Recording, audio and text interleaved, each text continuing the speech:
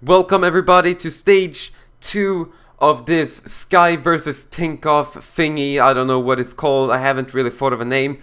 We can see Bernard Eisel is leading in the Sky camp, he's 23rd in the GC. Chris Froome came in at 37th, which is really good by him.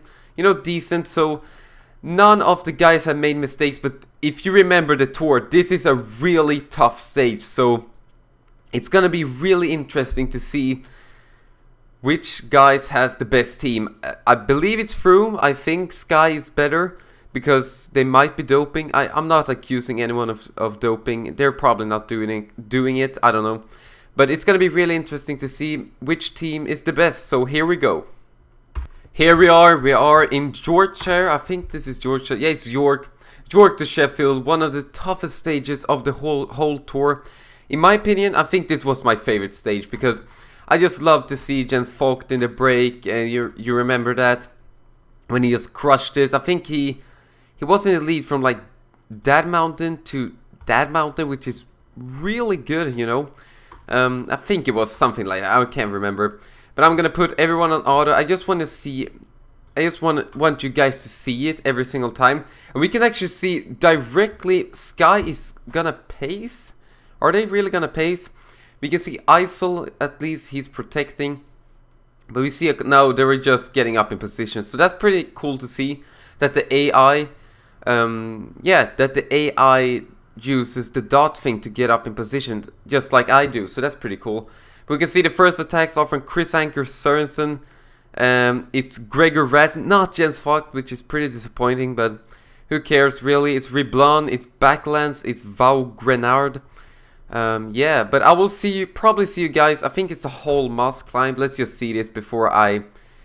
it's the Côte de Whole Moss. So I will probably see you at the foot of this climb.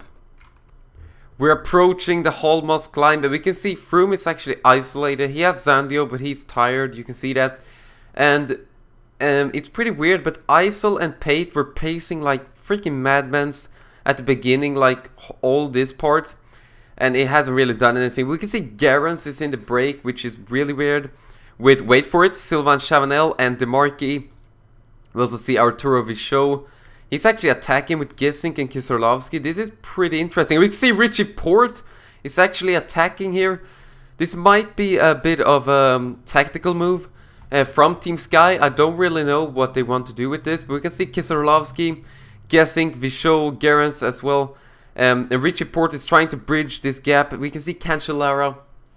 He's trying to bridge the gap, but he doesn't really have the strength in his leg to go that far, you know, uphill. But Moreno is pacing pretty slow in the peloton. The peloton is going in a leisure pace, if you know what I mean. They're going really slow. But all the action is up here, and Gerrans is taking the lead up the Côte de Whole Moss. But I still believe it's a bit too early for a winning move. It's a good move to make, but Gerrans is such a big favorite. It's weird that he's in the breakaway, you know.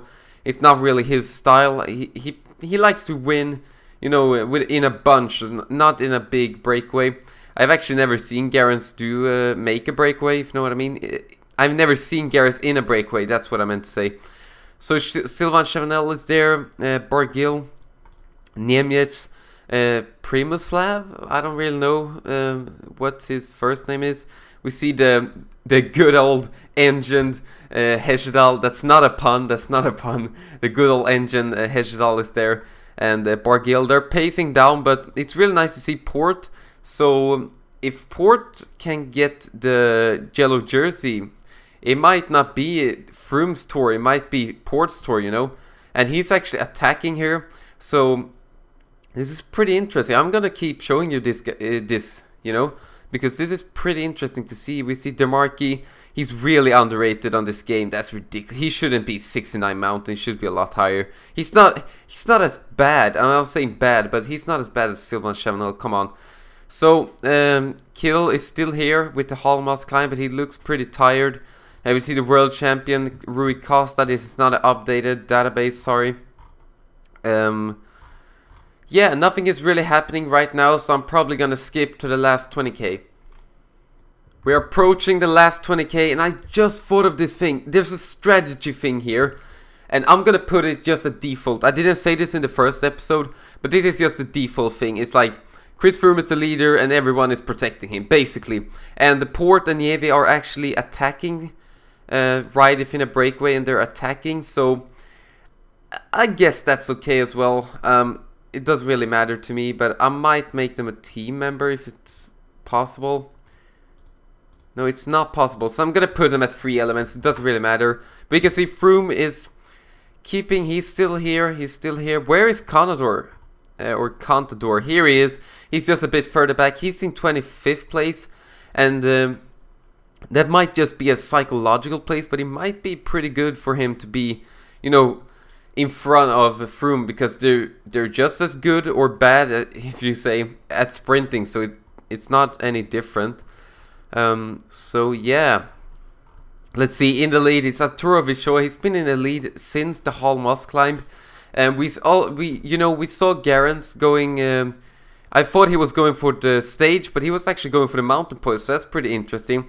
We see Dan Martin won. He's a decent rider, you know. He can probably make a, but it doesn't really make any sense. This move doesn't make any sense because we have a breakaway with 1.5 minutes, and he's never gonna bridge that gap. It's just not gonna happen. So my team is really tired. Port is tired. Nieve is tired because they both attacked, and I'm probably gonna change something right now, just in front of you guys. This is nothing to do with the battle kind of thing. This is just, you know, for me. I'm gonna take off Jaron Thomas. No, wait. Kirienka, Isol, Lopez. Yeah, Lopez is more of a free element, and I'm gonna put Richie Port as. Where is Richie Port? Why can't I? Okay, that's horrible. I can't make Richie Port a team member. It's really weird. But we can see Froome is struggling a bit on this climb, but he's still keeping. He's in the group, which is what's important. And in the lead, we still have Visconti. Visconti actually made the gap to Vichot, but they're looking at each other. No, that's the worst thing you can do. You should never, if you have a gap, just go. At least until you can play a bit in the last K, but never here. 2.5 kilometers, so they're probably gonna get caught. We see Dan Martin sprinting. We see Joaquim Rodriguez, and they're still looking at each other. They're doing a really bad move here. They should not be looking. And we see Rodriguez is gonna take the win, or it's gonna be Royas. Royas is a really good sprinter, but Vichot is starting to sprint way too late. It's probably gonna be Royas taking the stage. We can see Froome is here, Moreno is here. Royas, I don't really know, Jose Royas. I don't really know what his name is gonna be, or is, I don't really know. But it's gonna be Royas in front of Costa, in front of Simon Spilak, which is a big upset in my opinion. Contador is gonna beat Froome again. Is this some kind of weird conspiracy that Contador had the better acceleration before I made the stats? That's weird, but I don't think that's a bit too much weirdness. So Tony Martin is leading the Gruppetto with Tyler Farrar, and I think the leader's jersey. Where is he? There he is.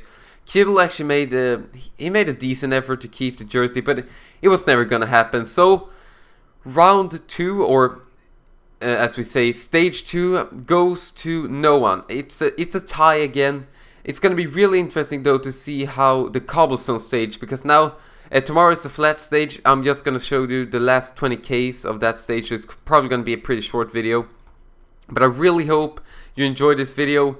Nothing really happened. It happened a couple of things like me pacing and stuff, or Sky pacing, but nothing more than that. So I really hope you enjoyed this video, and I will see you at stage 3.